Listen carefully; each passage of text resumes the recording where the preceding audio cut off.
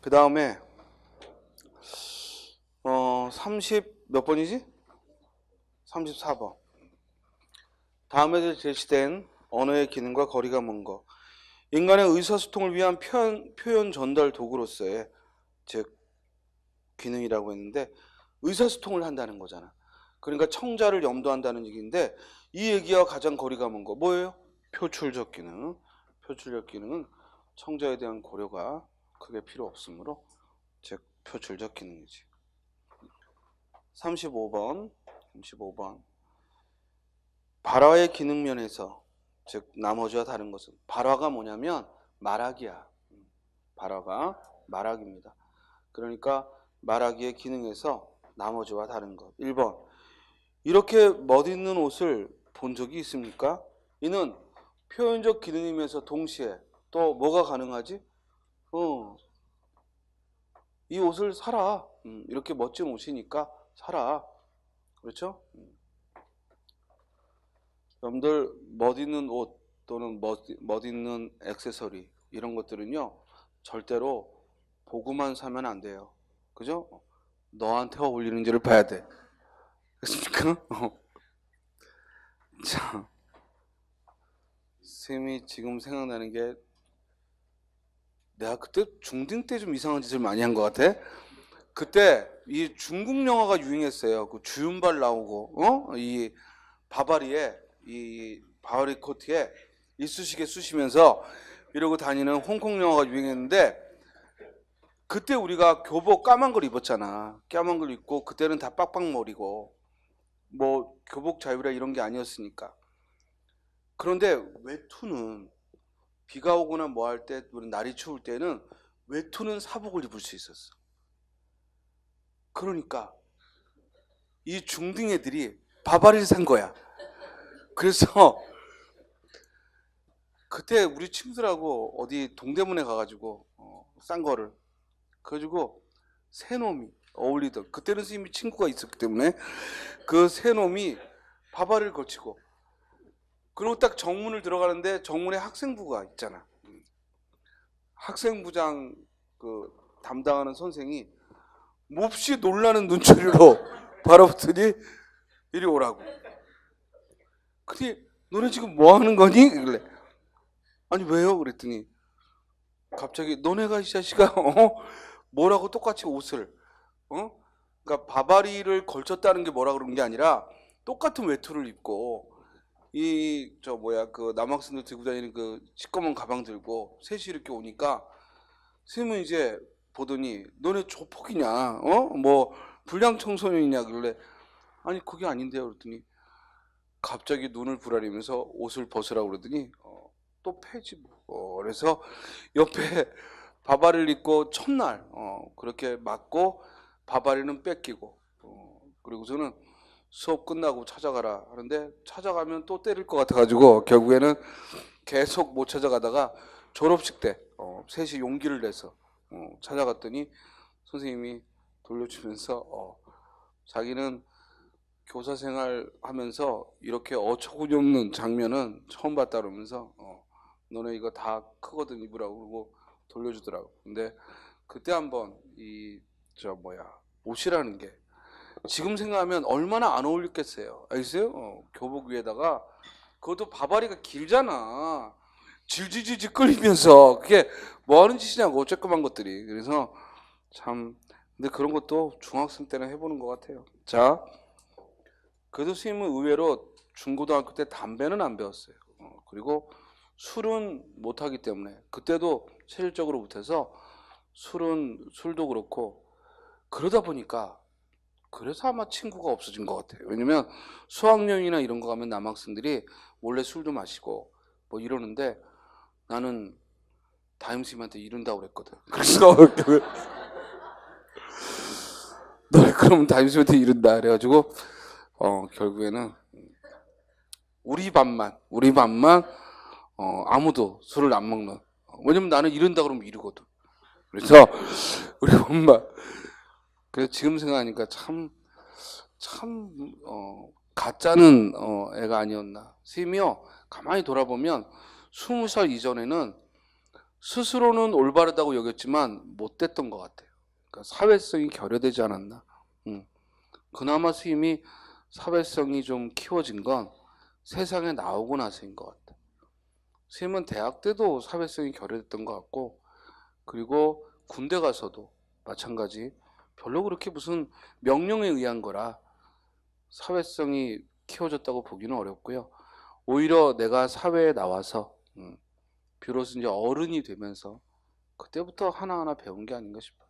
자, 35번. 그래서 1번은 가마적 기능이 들어있고, 2번 홍길동은 깨끗한 정치인이 되겠습니다. 이게 만약에 선거 연설이고 또 정치인을 향해서 이런 말을 한다면 뽑아달라 이거지. 가마적 기능이 들어있고. 요즘 훨씬 젊어지신 것 같습니다. 이는 표현적 기능이면서 동시에 뭐야? 인사말이라면 뭐예요? 친교적 기능이지 가마적 기능이라고 보기는 어렵지. 정답 몇 번? 3번. 통일은 우리의 힘으로 앞당기십시다 하는 얘기는 통일을 하도록 애쓰자라는 얘기니까 가마적 기능이고요. 다음 36번.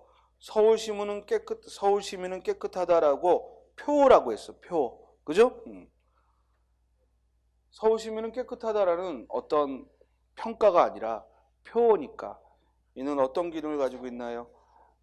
지령적 기능. 지령적 기능이 곧 뭐라고요? 가마적 기능. 자, 37번은요. 문체에 대한 얘기인데요. 문체라는 것은 글쓰기의 스타일을 말합니다. 글쓰기의 스타일. 그래서 그 문체에는 크게 두 가지가 있는데 유형적 문체와 개성적 문체가 있어요. 유형적 문체는 특정한 시대나 지역, 계층을 반영하는 걸 유형적 문체라 하고, 글을 쓰는 사람마다 갖는 특징을 개성적 문체라고 해요. 그러니까 주로 일상적인 글은 유형적 문체에 적용을 받겠지만 문학적인 글은 개성적 문체의 특징을 갖겠죠. 그리고 또 문체에 있어서는 어떤 언어를 쓰느냐에 따라 또 달라지고 하는데 이 문제를 풀면서 몇 가지를 배웁시다. 1번 한문체. 이는 한문이 주가 되는 문체. 국한문 혼용체는 국어와 한자를 함께 쓰는 거야. 그리고 국문체는 국어만, 한글만 쓰는 거고. 이렇게 표기 형식이나 어휘에 따른 문체가 있다. 맞는 말이죠? 그렇죠? 그 다음 표현의 특수성이 독자적 성격을 지니는 문체로서 이는 뭐에 대한 설명이야? 문체에 대한 일반적 설명이라기보다는 개성적 문체에 대한 설명이지. 반면에 1번에 나와 있는 한문체니 국한문 혼용체니 국문체니 이런 것들은 유형적 문체의 일종이 되는 것이고, 따라서 답은 1번 아니면 2번이 되는 거죠. 3번을 봤더니 화려체, 건조체. 이거 역시 유형적 문체로서 화려체란 무슨 뜻? 수식이 많은 것. 수식이 많은 걸 화려체라 하고, 그리고 수식이 거의 없을 때 뭐라고 해? 건조체라고 하지. 너 자세 똑바로 해. 잘하고 있다가 왜 또 자려고 폼을 잡아? 오늘 잘 버티고 있는데. 이제 2시간만 더 하면 되니까 오늘 머리털 나서 처음으로 10월 오늘이 4일이냐? 10월 4일 일기에다 꼭 써. 완벽하게 6시간을 수업을 하고. 그러니까 그런데 뭐하러 중간에 몸을 기울여. 자, 화려체와 건조체는 수식이 많은 걸 화려체라 하고, 그리고 수식이 거의 없는 걸 건조체라 하고요. 또 지역이나 계층에 따라 표현과 어휘가 특수성을 띠는 걸 유형적 문체라 하죠. 그러므로 1번, 3번, 4번은 모두 유형적 문체에 대한 설명인데 2번만 개성적 문체에 대한 설명이라 정답은 2번. 됐죠? 문제를 통해 배운다 생각하세요. 문체에 대해서. 지난번에 문체에 대해서 기본반 때 설명은 했어요. 그런데 그걸 여러분들이 기억하고 있을 리가 없기 때문에 이제 문제를 풀면서 또 기억을 하자. 그리고 주의할 거. 이걸 스님하고 한번 문제를 다 풀어도요. 절대로 그 중에 절반 이상 기억이 안 남을 거예요. 다시 반복해야 돼요. 알겠어요? 반복하고 반복하고 그래야 내 머리에 남고, 또 머리에만 남는다고 되는 게 아니라 뭐야? 실제로 자유롭게 표현해서 나오려면 또 시간이 필요해요. 그걸 건너뛰는 사람은 선생님은 못 봤습니다. 그러니까 항상 시간을 내가 투자하고 반복을 해서 실력을 쌓는 거지 머리로 하는 게 아닙니다. 그래서 선생님이 공부는 몸으로 하는 거라고 하는 거예요. 알겠어요? 그러니까 절대로 조금 안다 싶은데 문제 안 풀린다고 짜증내지 말고 지속적으로 해나가기 바랍니다. 다음 이제 38번부터 39번을 보면요. 전원군 여법시. 자, 이 글은요 우리가 춘향전의 앞대목인데요. 이 이몽룡이 암행어사로 숨어서 이 남원으로 숨어들 때 농부하고의 대화예요. 전원군 여법시 할 때 여법시는 반말이에요. 여복에 검은소로 밭을 가니 컴컴하지 아니한지, 즉 검은소로 밭을 가니까 컴컴하지 않냐. 뭐 한 거야? 말장난한 거죠. 이런 말장난을 수사법상 뭐라 한다고? 언어유희. 언어유희를 하면서 이몽룡이 실없는 말을 하니까 농부가 대답하기를, 농부 해놓고 이모음은 농비하고, 이 이모음은 뭐 때문에 써 있다고? 주격조사, 가를 대신하는 거지. 농부가 이 말이야. 농부가 대답하기를 그러기에 발그라고 볕 달았지요. 농부는 뭐뭐 하지요 하고 높임을 썼죠. 즉 농부도 언어 유희를 한 거야. 그러니까 발그라고 볕을 달았다. 이 볕이 뭐하고 동일한 발음이 나냐면 햇볕의 볕과, 그리고 농기구의 볕이라는 도구가 있는데 그 볕과 음이 유사한 거지. 그래서 역시 농부도 언어 유희를 한 거야. 그런데 처음 보는 사이인데 이몽룡은 반말을 하고 농부는 존댓말을 했다는 것은 그 당시에 반상의 구별이 있었다는 거지. 그러니까 이는 문체가 뭘 반영한다? 계층을 반영한다. 사회 계층을 반영한다는 걸 말하지. 볕 따라시면 응당 더우려니 덥기에 성회장을 붙였죠. 성회장 붙였으니 응당 차기에 소에게 양지머리가 있죠. 이렇듯 수작할 때 수작이라는 말 밑줄 치고, 원래 수작은 무슨 뜻? 한자가 술주자가 들어가요. 술주자가. 수작이라는 한자에 이 술주자가 들어간다고. 그러니까 결국 수작이라는 말은 술자를 주고받다 이 말이야. 원래의 뜻이 술잔을 주고받다 이런 뜻이야. 그런데 어떤 의미로 지금 쓰이고 있지? 말을 건네다. 그것도 쓸데없는 말을 희롱하는 말을 건넬 때 수작이라고 하지. 그럼 이건 의미 변화 중에 어디에 속하나? 원래는 술잔을 주고받다는 뜻인데 그 뜻은 이제 없어지고 희롱하는 말을 건네는 걸 수작 부린다고 한단 말이에요.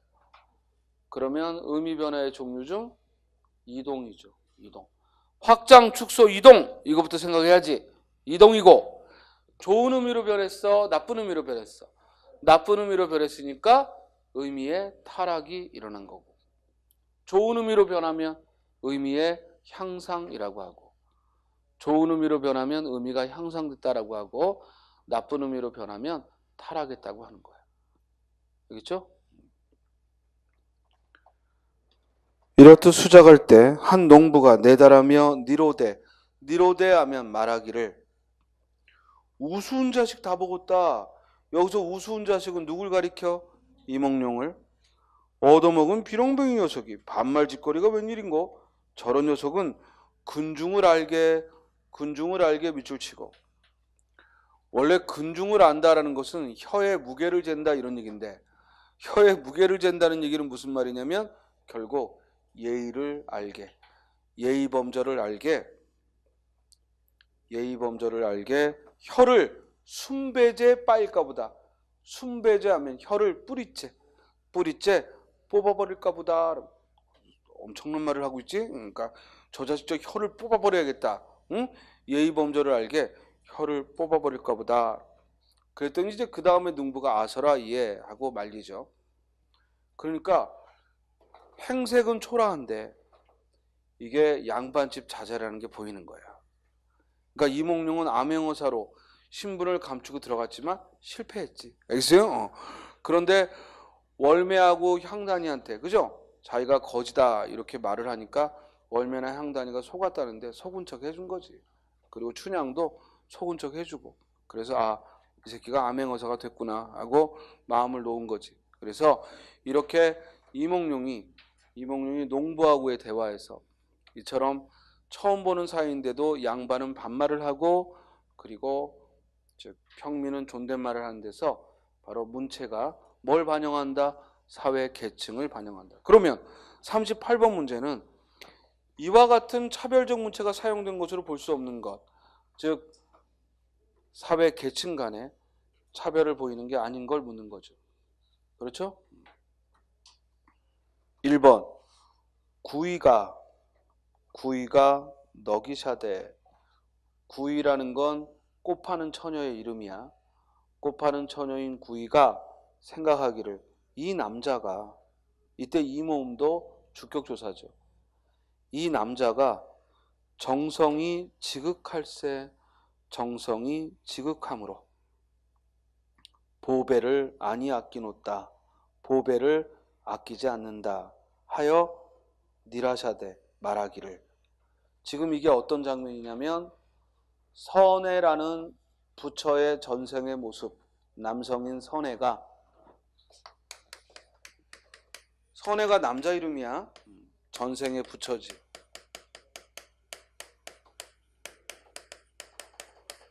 꽃 파는 처녀인 구이에게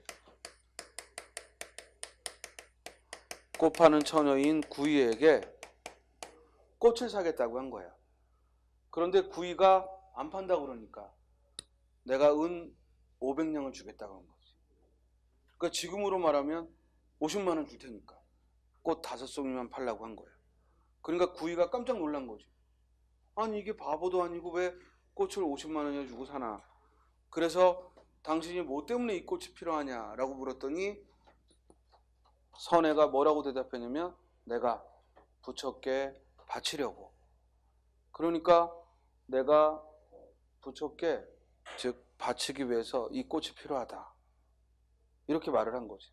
그랬더니 이 남자가 정성이 지극함으로 보배를 아니 아낀다 하여 말하기를 내가 이 꽃을 나조리니.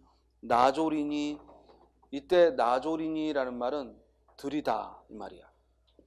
즉 아주 윗사람에게 드리다. 바꿔 말하면 진상하다.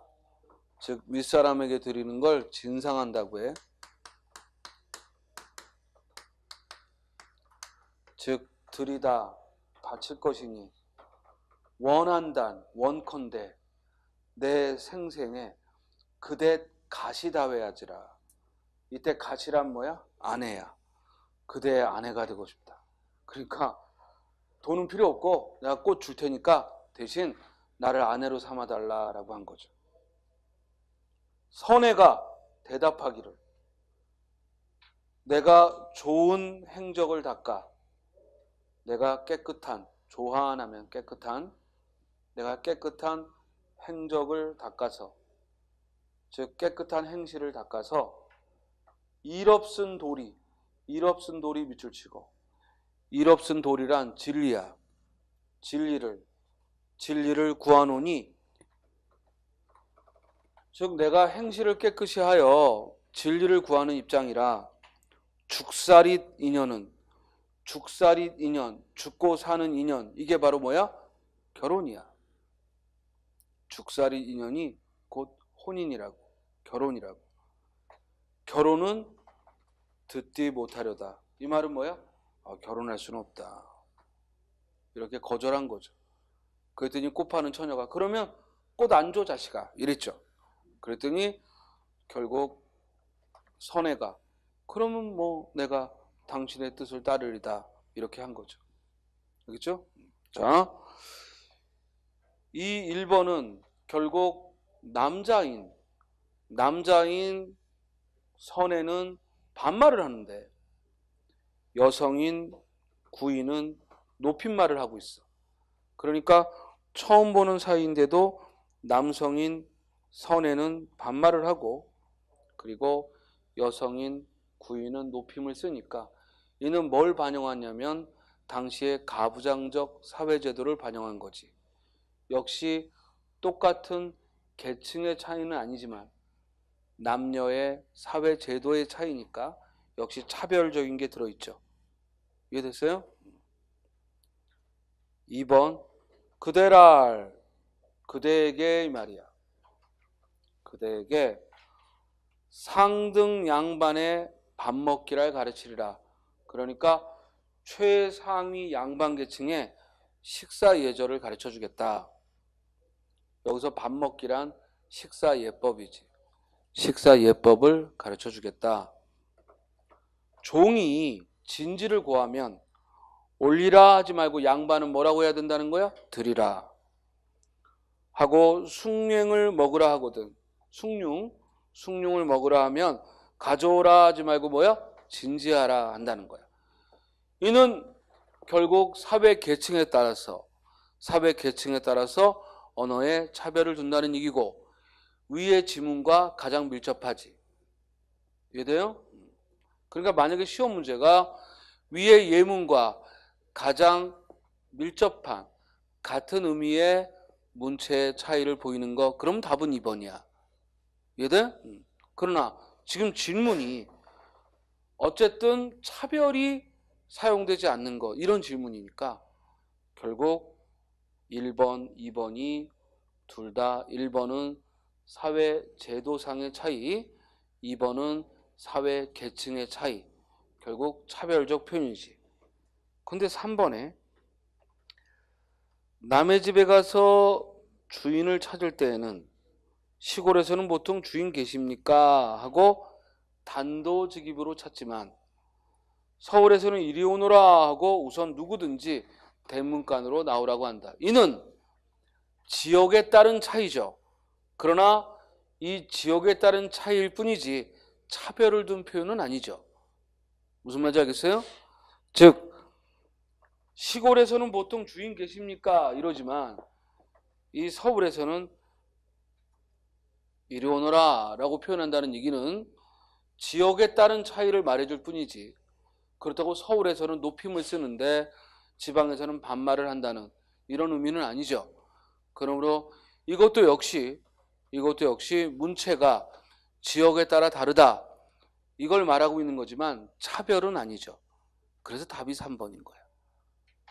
자, 주의할 건 여기 나온 예문은 모두 유형적 문체야.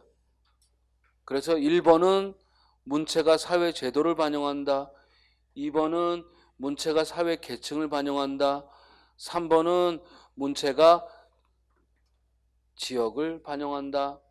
이해돼요? 그래서 모두 유형적 문체는 맞지만 모두 3번의 경우에는 그렇다고 차별적인 것이라고 보기는 어렵죠. 그래서 정답은 3번이고요. 거기에 단도직입이라는 한자 봐요. 단도직입이라는 한자는 빈칸으로 두고 빈칸에 알맞은 한자어는 이렇게 묻죠. 그래서 단도직입하면 뭐야? 애두르지 않고 곧바로 직접, 이런 의미지. 단도직입. 다음에 4번을 보면 말이 어떻게 중요한 것이라고 밥상을 치우셨소. 즉 밥이 어떻게 중요한 것이라고 밥상을 치우셨소. 밥이라 하는 게 나라에 오르면, 나라 곧 임금이죠. 임금께 올릴 때에는 뭐라고 부른다고? 수라라고 부르고, 양반이 잡수면 뭐라고 불러? 진지라고 부르고, 하인이 먹으면 입시라고 부르고, 그리고 제배가 먹으면, 제배는 동년배가 먹을 때에는 밥이라고 하고, 그리고 제사했을 때에는 진매라고 하고. 그러니까 윗사람에게 말할 때는 밥을 표현하는 말도 다르다 이거야. 그러니까 차별적 언어죠. 역시 뭘 드러낸 거야? 문체가 뭘 반영한 거야? 사회 계층을. 문체가 사회 계층을 반영한 예죠. 이해됐습니까? 특히 우리 시험에서는 요 4번 선택지 같은 경우 그 밥에 해당하는 그 계층에 따라 달라지는 용어를 빈칸으로 물었어요. 그래서 임금께 말할 때에는 뭐라 한다고? 수라. 이 수라는 특히 몽고에서 들어온 말이야. 수라라는 말은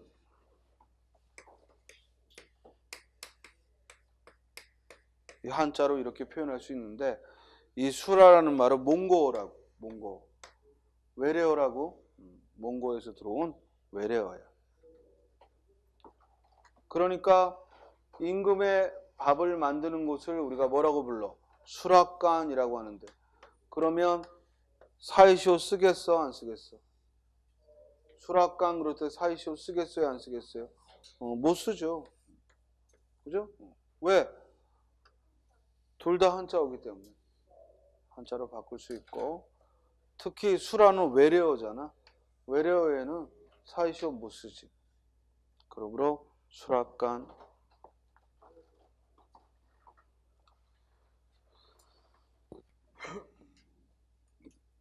또 양반은 진지. 이 진지가 한자어일까 아니면은 우리말일까? 꼭 찾아봐. 꼭 사전에서 찾아봐. 또 입시가 한자어인지 우리말인지 꼭 찾아보고 재배라는 말의 낱말 뜻은 뭐라고요? 동년배다라고 했어요. 체크했다가 놓치지 말기 바랍니다. 39번 이 글과 관계없는 것은 1번 조선시대 판소리계 소설의 한 대목이다. 그렇죠. 위의 글은 춘향전의 일부이기 때문에 곧 판소리계 소설의 한 대목이고 2번 언어 유희의 해학적 기법을 썼다. 맞죠? 그리고 3번 연쇄법을 사용했다. 즉 서로 한 사람의 말이 끝나면 그 말꼬리를 잡아서 또 얘기를 했고 또 그 말꼬리를 잡아서 또 얘기를 했고 그죠? 더우니까 성회장을 붙였지. 성회장을 붙였으니까 차겠네. 차니까 소에게 양지머리 있지. 이렇게 말꼬리를 붙잡고 이야기를 이끌었어. 이걸 연쇄법이라고 하는 거야. 맞죠? 양반과 평민의 대화를 옮겨놓은 곳으로 밑줄 친 기억은 문맥상 평민이다. 이때 우스운 자식은 문맥상 누구야? 양반, 이몽룡을 가리키는 거죠. 정답 몇 번? 4번. 됐죠? 자, 또 다음 문제로 갑시다. 이제 국어의 특징, 즉 국어의 특징에 관한 문제로 35쪽 1번 보겠습니다. 국어의 문자 체계의 명칭 중 성격이 다른 것은 먼저 언문이나 또는 암클 또는 중끌 등은 훈민정음을 깔보아 쓴 말이야. 훈민정음을 깔보고 암클이니 중끌이니 언문이니 하는 말은 훈민정음을 비하하여 명칭을 쓴 거고 국서라는 말은 나라의 글이다 라는 말로 즉 훈민정음을 존중하여 쓴 거죠. 따라 정답 몇 번? 4번. 자, 먼저 우리 문자인 훈민정음은 맨 처음 명칭이 뭐예요? 문자 훈민정음의 맨 처음 명칭이 뭐냐고. 훈민정음이지. 훈민정음.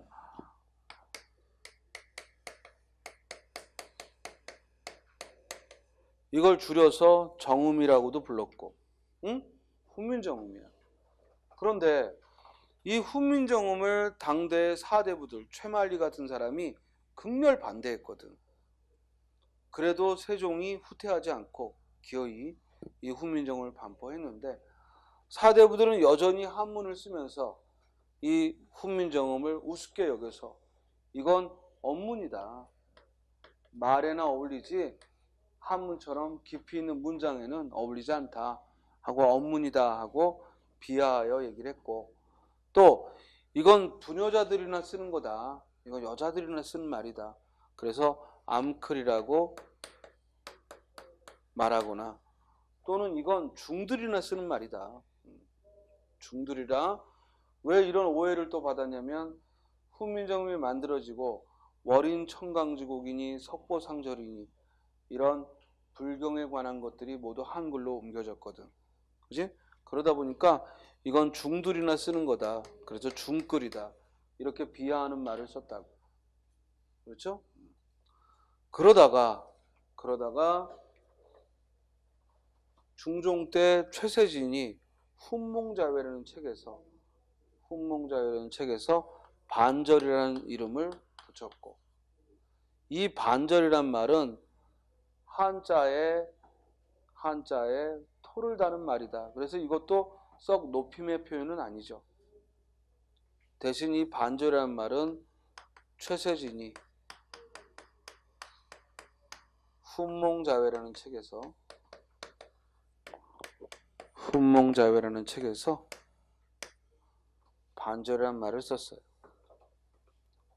자, 그러다가 드디어 조선 후기에 와서 우리나라의 그리다에서 국서라는 이름을 말했고, 또 우리나라의 문자다에서 국문이다 라는 표현을 썼어요. 그래서 국서니 국문이니 하는 말들이 나왔고요. 그리고 이제 일제강점기에 한글학회의 주요 인물이었던 주시경 선생이 곧 한글이라는 명칭을 만들었고, 이게 지금까지 우리 문자를 가리키는 용어가 된 거죠. 그렇죠? 그래서 이와 같은 순서로 국서, 국문, 그리고 한글로 우리 문자에 대한 명칭이 달라졌습니다. 그렇죠? 다음 2번. 우리 국어 문자의 명칭을 지칭한 것으로 보기 어려운 것은, 자, 아까도 말했지만 반절이라는 용어는 훈몽자회라는 책에서 우리 문자가 한문을 공부하는데 토를 다는 글자다 라고 임의로 이름을 붙인 거라 정확히 우리 문자의 명칭이라고 보기는 어렵다는 거죠.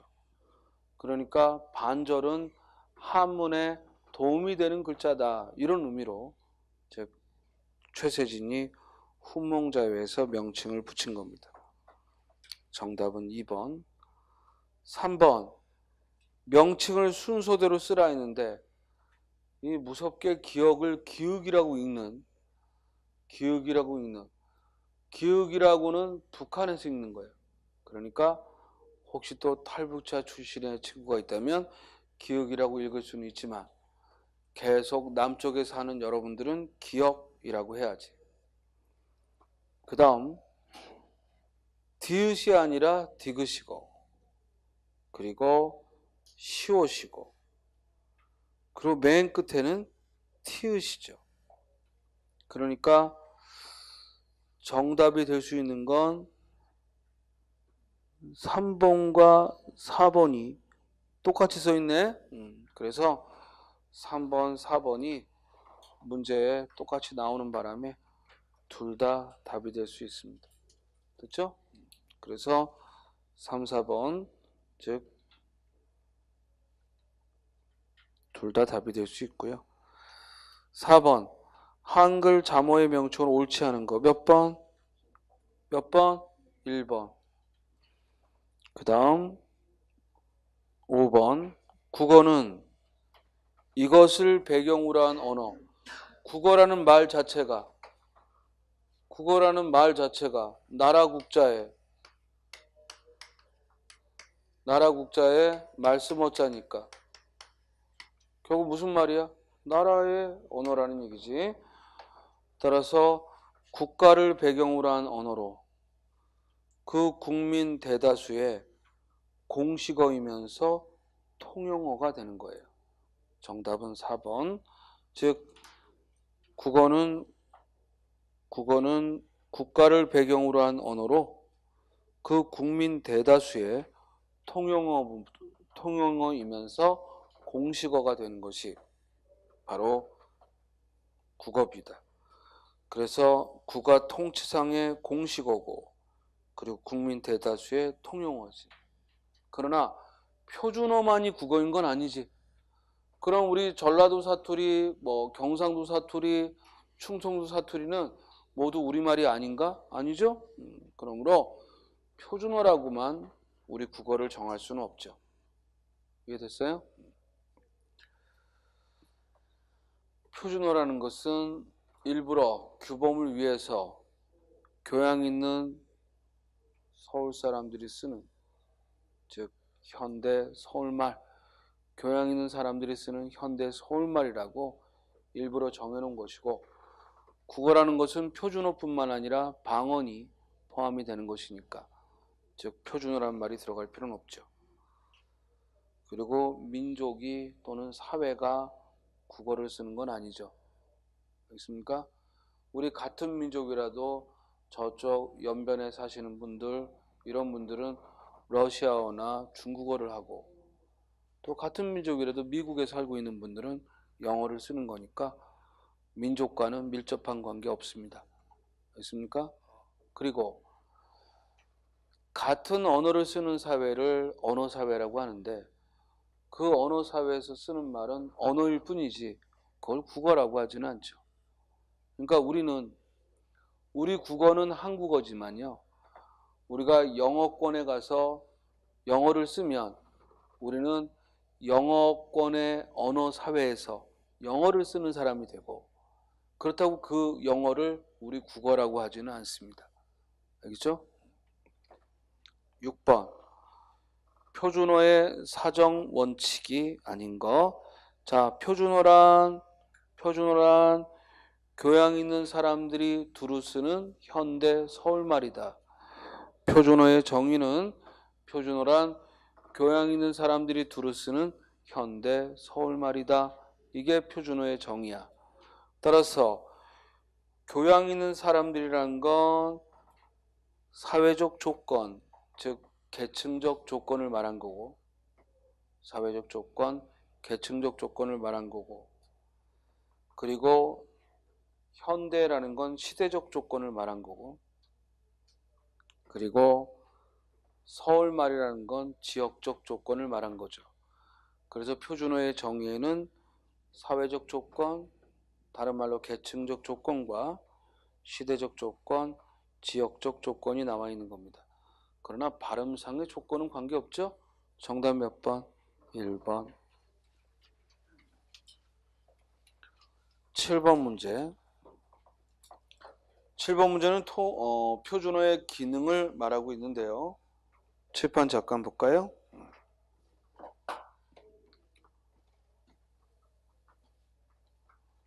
우리가 표준어의 기능을 4가지를 말하죠. 먼저 통일의 기능. 통일의 기능은 무슨 뜻? 표준어는 그 언어를 사용하는 사람들에게 같은 언어를 쓴다는 일체감을 준다는 거예요. 우리가 적어도 한국어라는 같은 언어를 쓴다는 일체감을 주는 거지. 우리 제주도 방언이나 또는 함경도 방언, 심지어 전라도나 경상도도요, 사투리가 아주 심하면 못 알아듣습니다. 그죠? 그래도 우리가 같은 언어를 쓴다고 말하는 건 표준어를 구사했을 때. 그렇죠? 특히 선생님은 제주도 방언 듣고 깜짝 놀랐어요. 정말 10%도 못 알아듣겠더라고. 그만큼 이 방언이 엄청난 차이를 보이지만, 그러나 그런 분들도 또 관광객들과 대화할 때는 표준어를 구사하니까 우리가 의사소통이 되는 거죠. 알겠죠? 그래서 이와 같이 같은 언어를 쓴다는 일체감을 준다. 이걸 무슨 기능? 통일의 기능. 그 다음 2번째, 표준어는 또한 중거의 기능을 가져요.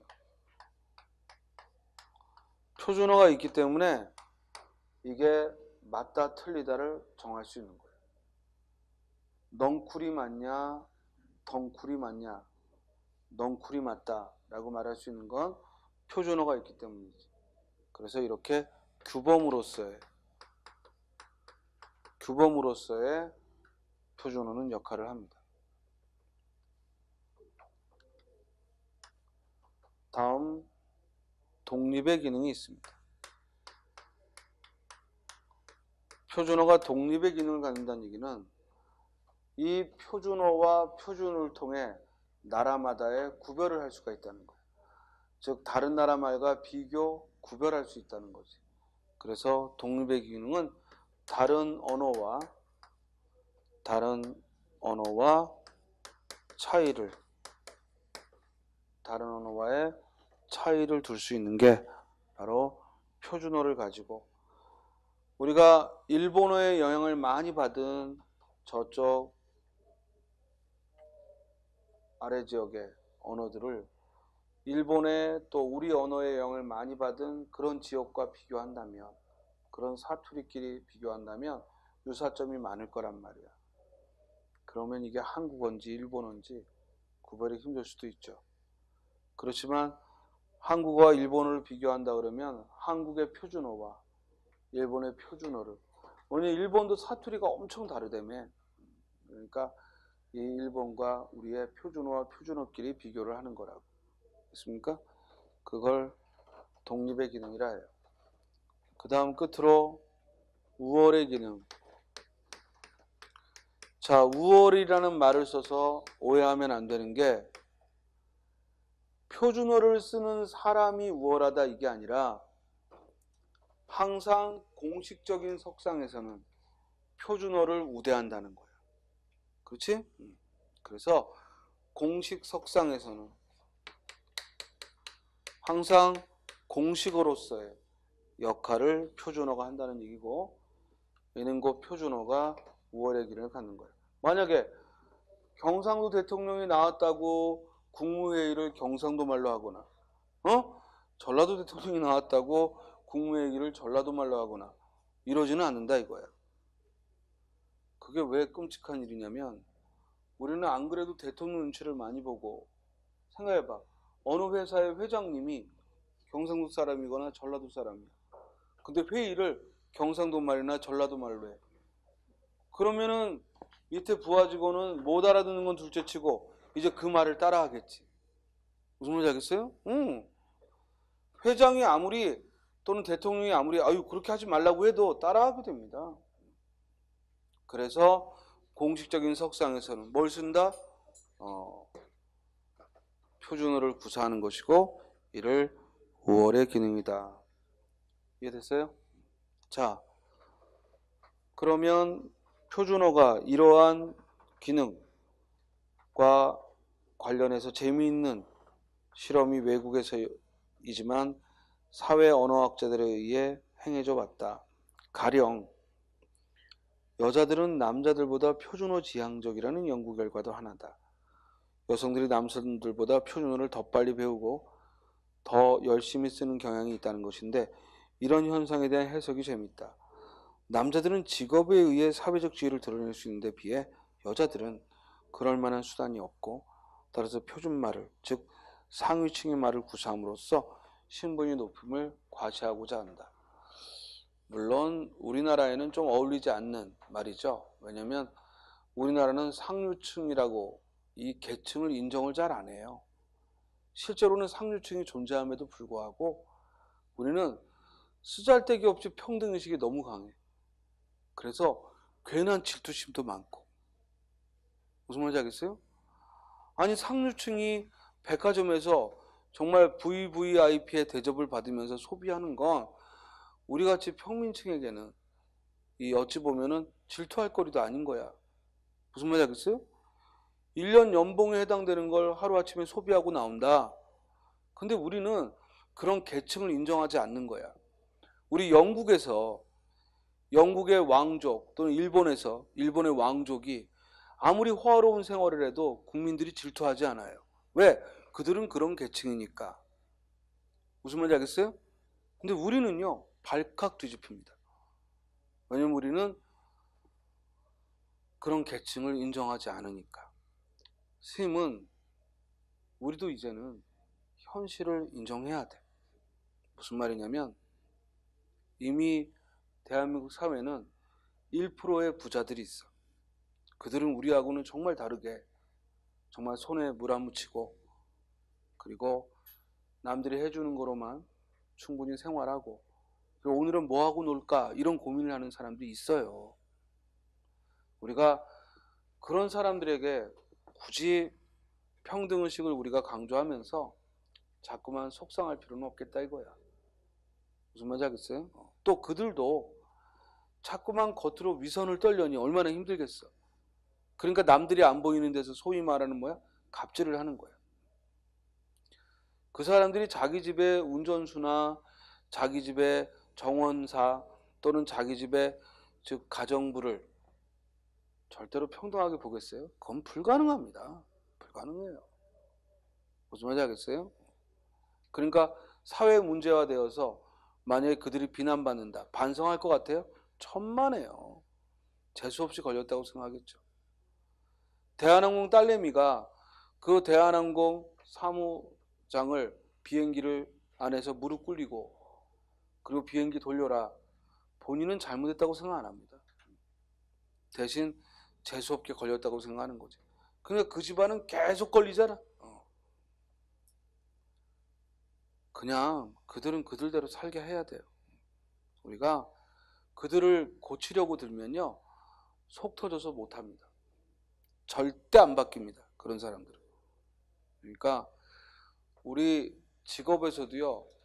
군대에서 대장을 거친 사람들, 소위 말하는 별을 단 분들 절대 못 고칩니다. 왜? 머리끝부터 발끝까지 아침부터 밤까지 시중을 받던 사람들인데 이 사람들이 퇴임을 하거나 또는 이 사람들이 나와서 평등하게 하겠어요? 못합니다. 그건 못하는 거예요. 그런데 우리는 지나치게 평등의식이 강해요. 그러다 보니까 쓸데없이 우울증이 생기고 화가 치미는 거예요. 우리는 우리대로. 그렇죠? 그러니까 그런 분들은 그런 분들대로 지들끼리 살면 되는 거지. 마약이나 하고 뛰어다니고. 알겠어요? 그러다가 인생 허탈하면 총 쏘고 이러고 살게끔 해야 돼. 자, 따라서 지금 이 글은 여성들이요. 남성들은 그래도 사회적 지위로 위아래가 정해지는데 이건 이제 전업주부들을 말하겠죠. 주부들끼리는 그게 안 되니까 결국에는 얼마나 고급진 언어를 쓰느냐. 이걸로 또 구사하는 게 있다. 이건 이제 서양에서의 실험 결과입니다. 이건 표준어가 어떤 기능을 담당하는 거야? 우월의 기능을. 아, 저 사람 배운 사람이다. 교양 있는 사람이다. 그렇죠? 이런 걸 담당하게 하죠. 정답은 1번. 28번. 표준어 기능이 아닌 거 몇 번? 4번. 창조의 기능은 아무 관계 없죠? 다음. 9번에 성격이 다른 것은 했습니다. 먼저 직업어와 은어 그리고 중부 방언은 모두 사회방언이야. 사회방언. 우리가 방언에는 크게 두 가지가 있는데 직업어나 은어와 같은 거. 아, 잘못 말했다. 다 사회방언이 아니라 직업어와 은어는 사회방언이라 하고 저렇게 지역에 따른 중부방언 이런 건 지역방언이라고 해. 그래서 방언에는 사회방언과 지역방언이 있고 이 둘을 합쳐서 방언이라고 한다고. 다시 한번. 방언에는 예전에는 지역방언만 방언이라 했는데 사투리만. 지금은 직업에 따라서 또는 비속어를 쓰거나 이러는 것들은 사회방언이라고 말한다고. 그렇지만 차용어는 우리말을 이루는 종류죠. 이건 우리말을 이루는 종류지. 차용어가 뭐야? 다른 나라 말에서 빌려온 말. 그런 의미지. 반면에 이것이 표준어에 상대되는 방언은 속하지 않죠. 따라 정답은 몇 번? 3번. 그래서 나머지 직업어니 은어니 중부 방언은 바로 방언의 종류에 해당이 되는 것들이지만 차용어는 우리말의 구성 요인에 따라서 차용어에 상대되는 말은 뭐겠어요? 바로 고유어와 한자어겠죠. 고유어, 한자어와 이 차용어 같은 외래어가 있는 거예요. 자, 거기서 직업어는 곧 그 직업에서의 특화된 사회방언을 말하고, 은어라는 건 뭐야? 비밀어야. 은어는 비밀어를 말해. 반면에 비밀어가 아닌 일상적으로 주고받는 비하하는 말은 뭐라고 부른다고? 비속어. 비속어라고 하는 거예요. 비어와 속어를 합쳐서 비속어라고 하고, 반면에 비밀어는 은어라고 하고. 자, 차용어는 빌려온 말을 말합니다. 외래어를 말하는데 그 빌려온 말 중에서 아예 우리말처럼 보이는 걸 귀화어라고도 하죠. 우리말처럼 보이는 건 귀화어라고도 합니다. 어쨌든 귀화어든 차용어든 모두 외래어죠. 10번. 국어를 분류할 때 속하는 범주가 다른 거. 산삼 캐는 사람을 10만이라고 하면 이는 은어야. 은어. 그들끼리 쓰는 은어. 또 입을 아가리라고 하면 이건 비어야. 신체를 깔보는 말. 돈을 동그라미 이러면 저속한 말, 속어예요. 그러니까 1번, 2번, 3번은 모두 금방 얘기한 사회방언에 속하지. 그렇죠? 사회방언에 은어, 비어, 속어가 해당되는 거예요. 그런데 이와 치아의 관계는 치아는 한자어고 이는 순우리말이지. 이건 한자어와 고유어의 관계니까 이는 우리말의 종류를 말할 뿐이지 즉 방언에 속하지는 않는 거죠. 따라서 정답 몇 번? 4번. 자, 잠깐 쉬었다가 또 이어합시다.